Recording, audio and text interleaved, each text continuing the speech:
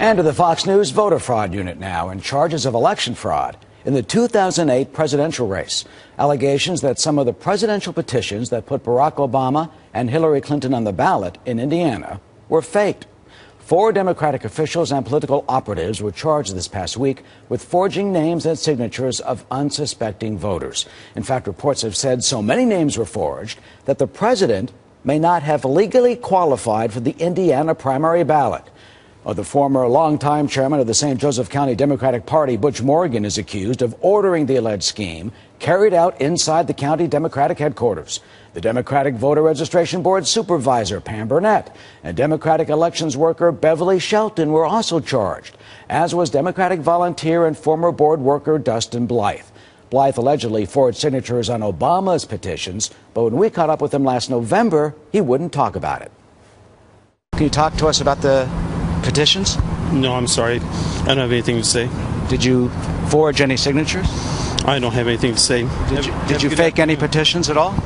I don't have anything to say. Well, numerous voters told us they never signed the petitions. Is that your signature on this? That's not my signature. Did you sign this petition for Barack Obama? No. You did not? No. So this is a forgery? It is. It's a fake? Absolutely. Well, all 4 suspects entered pleas of not guilty, and they'll be back in court. Joining us now is the young man who first discovered the alleged fraud. He is Ryan Neese. Ryan's a junior at Yale University. He's from Indiana, and he wrote about this in the nonpartisan newsletter, How We Politics Indiana. Ryan, good morning, and congratulations. Good morning, Eric. You know, it's pretty astounding. With all due respect, you're a college student. This sailed through the voter registration board. Allegedly, officials were in on it. No one in the Indiana state elections hierarchy knew about it, or the federal hierarchy knew about it. It happened 3 years ago. Why do you think, or what does it show that this was able to allegedly go on so undetected? Well, no one essentially knew that it was happening because the people who would have been in a position to detect it were, in fact, the people, according to prosecutors this week, who were committing the alleged fraud. And that means insiders can allegedly pull this type of stuff off?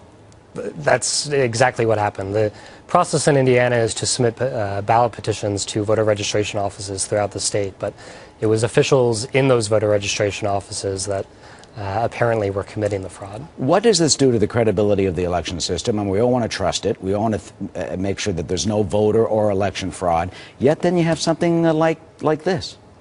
Well, I think on one hand it's obviously very troubling because we want to maintain more faith in our elections than what this particular instance demonstrated to us. And I think it's a reasonable question to ask whether, if this happened in northern Indiana, where else might it be happening? At the same time, this is something that came out. It's been reported on widely, and there were 4 indictments released this week, and I think we can feel good about that. One young man, Lucas Burkett, 26 years old, who worked in the office. Prosecutors say he came forward and spilled the beans about all this. His attorney calls him a hero, says Lucas is a whistleblower. But here's what the attorney for Dustin Blythe told us. Jeffrey Kimball said, quote, of Lucas, he is a disgruntled employee. He was dismissed and is acting out of a vendetta against all these people. 3 years after the petitions were entered, he went to the newspapers. He didn't go to the police. He is obviously out to try and harm people, not because he's any sort of good Samaritan. What do you make of that? Well, I think the people who were harmed here were the hundreds of people in northern Indiana who had their signatures apparently forged on petitions that they didn't intend to sign.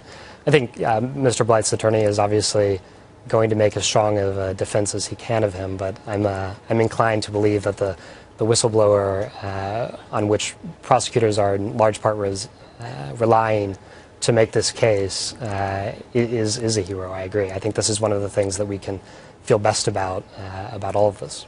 And finally, Ryan, what do you think the message is of this case, that this apparently happened, and that someone who says he was in on it has now come forward and told the world about it?